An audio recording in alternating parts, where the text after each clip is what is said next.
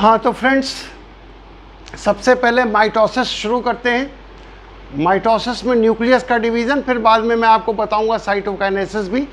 Mitosis एक continuous process है, but for the sake of convenience, सुविधा के लिए इस पूरी प्रोसेस को कई भाग में बांटा गया है, जिसमें से सबसे पहला भाग है इंटरफेज, दो सेल डिवीज़न के बीच की अवस्था, and it is also called as resting phase. Resting phase माने विराम अवस्था, यानी जिस दौरान सेल अपने आप को तैयार करता है कि वह इतना बड़ा हो जाए कि वो विभाजित हो सके। तो यहाँ मैंने एक प्लांट सेल बनाया हुआ है,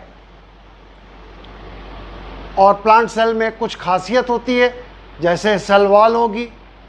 दूसरा ये देखिए सेंट्रोसोम, इस सेंट्रोसोम के अंदर सेंट्रियोल नहीं होते प्लांट सेल में, तो ये अंतर है प्लांट सेल में। बहरहाल, तो इस रेस्टिंग फेज सबसे लॉन्गेस्ट फेज है ये। हमने अभी आपको बताया था लगभग 23 घंटे की होती है। तो इस 23 घंटे की बात समझने के लिए इसको फिर से 3 भाग में बांट दिया गया। पहला है G1 फेज।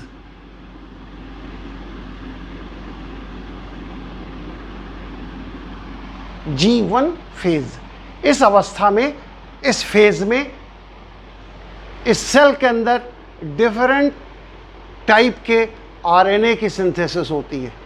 आरएनए आप पढ़ा होगा आपने, 2 प्रकार के आरएनए होते हैं, genetic RNA and non genetic RNA. Genetic RNA virus में पाया जाता है। नॉन जेनेटिक आरएनए 3 प्रकार के होते हैं, राइबोसोमल आरएनए जो राइबोसोम में होता है, मैसेंजर आरएनए जो डीएनए बनाता है, और ट्रांसफ़र आरएनए जो अमीनो एसिड कैरी करता है। प्रोटीन सिंथेसिस के दौरान ट्रांसफ़र आरएनए का ये काम है। तो ये RNA, different types of RNA की सिंथेसिस इस अवस्था में होती है। इसके बाद आता है एस फेज।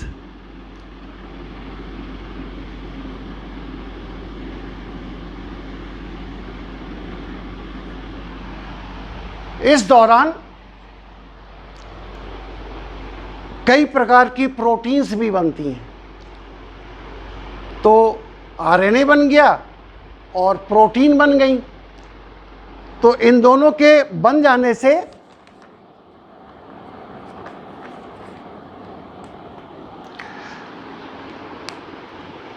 ये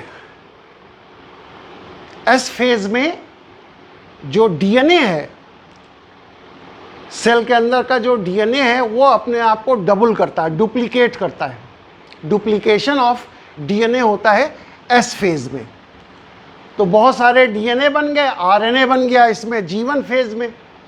तब तीसरी स्टेज आती है सी, इट इज G2 फेज। इस अवस्था में प्रोटीन सिंथेसिस होती है।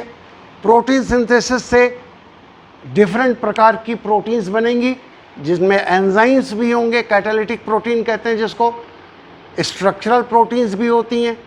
तो जब एंजाइम्स बनेंगे तो मेटाबॉलिक एक्टिविटीज़ होंगी सेल के अंदर। मेटाबॉलिक एक्टिविटीज़ के दौरान बहुत प्रोटोप्लाज्म की ग्रोथ होगी, सेल ऑर्गेनल्स बनेंगे। ये सारी चीज़ें बनते बनते सेल की साइज़, न्यूक्लियोलस बढ़ जाता है, और जो न्यूक्लियस के अंदर का जो मैटर है वो फाइबर के रूप में आ जाता है, जिनको कहते हैं क्रोमैटिन फाइबर। तो ये यूकैरियोटिक सेल में मैं बता रहा हूँ, जिसमें न्यूक्लियर मेम्ब्रेन है, न्यूक्लियोलस है, क्रोमैटिन फाइबर्स हैं, ये सारी चीज़ें हैं। अब ये सेल G2 फेज़ के बाद इतनी तैयार हो गई कि अब ये डिवाइड हो सकती है। तब इसका डिवीज़न प्रारंभ होगा इस G2 फेज़ के बाद।